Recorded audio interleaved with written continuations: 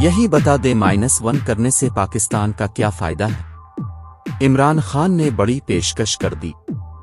पाकिस्तान तहरीक-ए-इंसाफ के चेयरमैन इमरान खान ने कहा है कि यही बता दे -1 करने से पाकिस्तान का क्या फायदा है। मैं खुद ही माइनस होने के लिए तैयार हूं ताकि मेरा मुल्क तो तबाह ना हो। जब चीफ जस्टिस ने मुझसे पूछा तो मैंने कहा कि मैं उसकी सख्त मजम्मत करता हूं।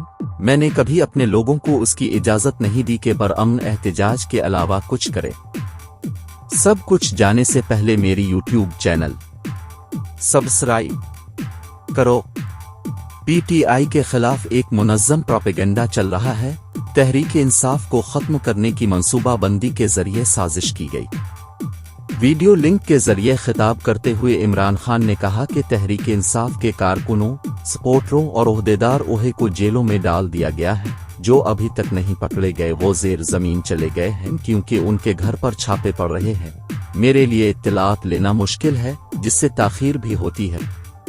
उन्होंने कहा कि हमारे लोगों को शहीद किया गया, 700 लोग जख्मी हैं, इस पर कोई बात नहीं कर रहा।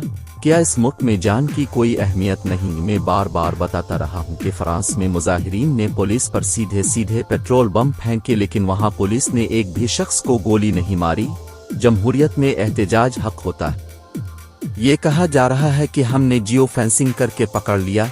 जियो फेंसिंग तो ये बताती है फला बंदा एक जगह पर खड़ा था जो कोर कमांडर के घर के सामने थे, किया वो भी तोड़ फोड़ और आग लगाने में शामिल थे।